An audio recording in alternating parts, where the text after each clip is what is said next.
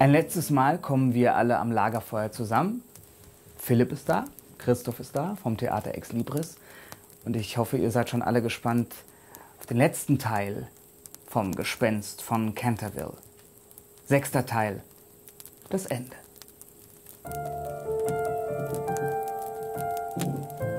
Im Nu kam die ganze Familie auf Virginia zugestürmt. Mrs. Otis presste ihre Tochter leidenschaftlich in die Arme. Der junge Herzog erstickte seine Geliebte fast mit Küssen und die Zwillinge vollführten einen wilden Freudentanz um die ganze Gruppe herum. »Mein Gott, Kind, wo bist du nur gewesen?« rief Mr. Otis fast ein wenig ärgerlich, da er glaubte, sie habe sich einen törichten Scherz mit ihnen erlaubt. »Der Herzog und ich sind meilenweit übers Land geritten, um dich zu suchen, und deine Mutter hat sich zu Tode geängstigt. Du darfst uns nie wieder solch dumme Streiche spielen.« »Ja, nur das Gespenst darfst du foppen, nur das Gespenst«, schrien die Zwillinge und sprangen immer noch umher wie verrückt. »Mein Liebling, Gott sei Dank, dass wir dich wiederhaben«, sagte Mrs. Otis zärtlich, während die zitternde Virginia von ihr geküsst wurde und sie ihr die langen, zerzausten Locken glatt strich. »Dad, ich habe euch keinen Streich gespielt. Es tut mir leid, dass ihr alle in Sorge um mich wart, aber ich war bei dem Gespenst. Ich muss euch etwas zeigen. Kommt mit.« Die ganze Familie starrte sie verwundert an, aber Virginia sprach in vollem Ernst, wandte sich um und führte sie durch die Öffnung in der Wandtäfelung, aus der sie hervorgetreten war, in einen engen, geheimen Korridor. Washington folgte mit einem Licht, das er vom Tisch mitgenommen hatte.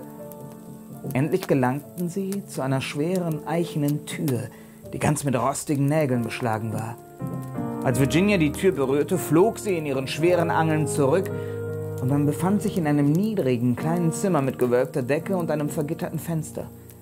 Ein schwerer, eiserner Ring war in die Wand eingelassen und daran angekettet lag ein Skelett, das mit langen Fingern nach dem altmodischen Krug und dem Teller zu greifen versuchte, die in dieser kleinen Kammer standen, die man aber gerade so weit weggestellt hatte, dass die Hand sie nicht erreichen konnte. »Ist das?« hob Mr. Otis zu einer Frage an. »Ja, Dad. Hier liegt Sir Simon de Canterville. Deshalb fand sein Geist keine Ruhe.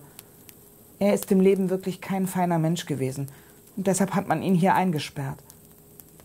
Aber jetzt soll er endlich seine Ruhe haben.« Virginia kniete neben dem Skelett nieder, faltete ihre kleinen Hände und betete still, während die übrigen im Staunen über diese grausige Tragödie das ganze Geschehen betrachteten, deren Geheimnis ihnen nun enthüllt war. Sir Simon hat all seine Sünden bereut. Und ehe er starb, da gab er mir diese Schatulle. »Und was ist darin, Virginia?« fragte der Vater. »Ich glaube, es sind wertvolle Juwelen aus dem Besitz von Sir Simon. Er braucht sie nicht mehr.« »Schaut doch«, rief plötzlich einer der Zwillinge, der aus dem Fenster gesehen hatte, um sich über die Lage des Zimmers zu orientieren. »Schaut doch, der alte verdorrte Mandelbaum blüht ja wieder. Ich kann die Blüten ganz deutlich im Mondlicht sehen.« »Das heißt, Gott hat Sir Simon vergeben«, sagte Virginia. »Virginia, du bist ein Engel«, rief der junge Herzog, schloss Virginia in seine Arme und küsste sie. 4 Tage nach diesen höchst wunderbaren Ereignissen verließ mitten in der Nacht ein Trauerzug Schloss Canterville. Den Leichenwagen zogen 8 schwarze Pferde, von denen jedes einen großen Kopfschmuck aus Straußenfedern trug. Und der bleierne Sarg war mit einer kostbaren, purpurnen Decke verhangen, auf welcher das Wappen derer von Canterville in Gold gestickt war. Neben dem Wagen her schritten die Diener mit brennenden Fackeln, und der ganze Zug machte einen äußerst feierlichen Eindruck. Der alte Lord Canterville, der Mr. Otis das Schloss verkauft hatte, war zu diesem Begräbnis extra aus Wales hergekommen und saß im ersten Wagen neben Virginia. Dann kamen der Botschafter der Vereinigten Staaten und seine Gemahlin, danach Washington und die 2 Jungen, und im letzten Wagen saß auch Mrs. Umney, die alte Hauswirtschafterin, ganz allein. Man hatte die Empfindung gehabt, dass sie, nachdem sie mehr als 50 Jahre ihres Lebens durch das Gespenst erschreckt worden war, nun auch das Recht hatte, an seiner Beerdigung teilzunehmen. In der Ecke des Friedhofs war ein tiefes Grab ausgehoben worden, unter der Trauerweide, und der Reverend hielt eine höchst eindrucksvolle Grabrede. Als die Zeremonie vorüber war, löschten die Diener, einer alten Familiensitte der Cantervilles gemäß, ihre Fackeln aus, und während der Sarg in das Grab hinuntergelassen wurde, trat Virginia vor und legte ein großes Kreuz aus weißen und rosafarbenen Mandelblüten darauf nieder. Inzwischen kam der Mond hinter einer Wolke hervor und tauchte den ganzen kleinen Friedhof in einen silbernen Glanz, und im Gebüsch flötete eine Nachtigall. Virginia dachte an des Gespenstes Beschreibung von dem Garten, nach dem er sich so sehr gesehnt hatte. Ihre Augen füllten sich mit Tränen, und sie sprach auf der ganzen Rückfahrt nicht ein Wort. Am nächsten Morgen hatte Mr. Otis mit Lord Canterville vor dessen Rückkehr nach Wales noch eine Unterredung wegen der Juwelen, welche das Gespenst Virginia gegeben hatte. Sie waren von ganz hervorragender Schönheit, besonders ein Halsschmuck von Rubinen in altvenezianischer Fassung, ein Meisterwerk der Kunst des 16. Jahrhunderts und so wertvoll, dass Mr. Otis zögerte, seiner Tochter einfach zu erlauben, sie zu behalten. »Lord Canterville«, sagte Mr. Otis, »ich betrachte diese Juwelen als das Eigentum der Familie Canterville, Ihrer Familie.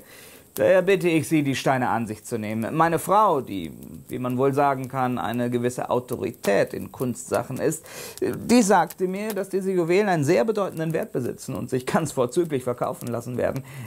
Vielleicht sollte ich jedoch noch erwähnen, dass meine Tochter Virginia sehr gern die Schatulle behalten würde, als Erinnerung an ihren unglücklichen und irregeleiteten Vorfahren Sir Simon.« »Mein lieber Mr. Otis«, sagte Lord Canterville, »Ihre entzückende kleine Tochter hat meinem unglücklichen Vorfahren einen großen Dienst erwiesen. Und meine Familie und ich sind ihr für ihren erstaunlichen Mut zu sehr großem Dank verpflichtet. Ganz zweifelsohne sind die Juwelen Miss Virginias Eigentum. Und wahrhaftig, ich glaube, wäre ich herzlos genug, ihr die Juwelen wegzunehmen. Der böse alte Bursche würde noch diese Woche wieder aus seinem Grab hinaufsteigen und mir das Leben hier oben zur Hölle machen. Und das völlig zu Recht, Mr. Otis. Wenn Miss Virginia erwachsen ist, so wird sie, meine ich, doch ganz gern solche hübschen Sachen tragen, nicht wahr? Außerdem vergessen Sie ganz, Mr. Otis, dass Sie damals ja die ganze Einrichtung des Schlosses und das Gespenst mit dazu übernommen haben. Alles, was zu dem Besitztum des Gespenstes gehörte, wurde damit auch Ihr Eigentum. Und was auch Sir Simon für eine merkwürdige Tätigkeit nachts auf dem Korridor entfaltet haben mag, vom Standpunkt des Gesetzes aus war er absolut tot.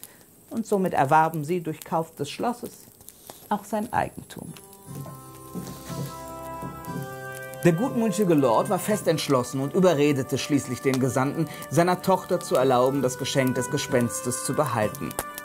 Und als im Frühjahr 1890 Virginia kurz nach ihrer Hochzeit zu einem Empfang beim König eingeladen wurde, nun als die junge Herzogin von Cheshire, da erregten ihre Juwelen allgemeine Bewunderung. Virginia und der Herzog waren ein so entzückendes Paar und liebten einander so sehr, dass jeder sich über die Hochzeit freute. Jeder, außer der Herzogin von Dumbleton, die den jungen Herzog so gern für eine ihrer 7 unverheirateten Töchter gekapert hätte und nicht weniger als 3 sehr teure Diners zu diesem Zweck gegeben hatte. Mr. Otis hatte den jungen Herzog persönlich auch sehr gern, aber eigentlich waren ihm die ganze Aufregung um die Titel des englischen Adels zuwider. Und er war ein wenig besorgt, seine Tochter könnte, wenn sie nun auch dem englischen Adel angehörte, die Grundsätze ihrer amerikanischen Erziehung völlig vergessen. Sein Widerstand wurde jedoch völlig besiegt und ich glaube, dass es, als er mit seiner Tochter am Arm durch die Kirche schritt, in ganz England und auch in ganz Amerika keinen stolzeren Mann geben konnte als Mr. Hiram B. Otis. Der Herzog und seine junge Frau kamen nach den Flitterwochen nach Schloss Canterville und am Tage nach ihrer Ankunft gingen sie des Nachmittags zu dem kleinen einsamen Friedhof unter den Tannen. Man hatte sich erst über die Inschrift auf Sir Simons Grabstein nicht recht einig werden können und nach vielen Schwierigkeiten war dann entschieden worden, nur die Initialen seines Namens und den Vers vom Fenster der Bibliothek eingravieren zu lassen. Die Herzogin hatte wundervolle Rosen mitgebracht, die sie auf das Grab streute. Und nachdem sie eine Zeit lang stillgestanden hatte, schlenderten sie weiter zu der halb verfallenen Kanzel der alten Abtei. Dort setzte sich Virginia auf eine der umgestützten Säulen. Ihr Mann legte sich ihr zu Füßen in das Gras und blickte ihr verliebt und glücklich in die schönen Augen. »Virginia«, sagte der Herzog plötzlich, ganz unvermittelt. »Virginia, eine Frau sollte keine Geheimnisse vor ihrem Mann haben.« »Aber Cecil, ich habe doch keine Geheimnisse vor dir«, antwortete Virginia. »Oh doch, das hast du, liebste Virginia. Du hast mir nämlich nie gesagt, was dir alles widerfahren ist, als du damals mit dem Gespenst verschwunden bist.« »Das habe ich niemandem gesagt.« »Das weiß ich. Du könntest es ja mir wenigstens sagen.« »Bitte, Cecil, verlange das nicht von mir, denn ich kann es dir nicht sagen.« Der arme Sir Simon. »Weißt du, ich bin Sir Simon zu großem Dank verpflichtet. Ja, du brauchst nicht zu lachen, Cecil, es ist wirklich wahr. Er hat mich einsehen gelehrt, was das Leben ist und was der Tod bedeutet und warum die Liebe stärker ist als Leben und Tod zusammen.« Der Herzog stand auf und küsste seine junge Frau.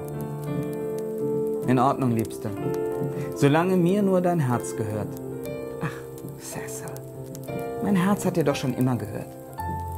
Also, dir kann ich nicht sagen, was ich bei dem Gespenst erlebt habe, aber unserem Kind vielleicht schon.« Der junge Herzog blickte Virginia ganz verwundert an und brach dann in ein herzliches Freudengelächter aus, das bis zum Schloss hinüberschallte.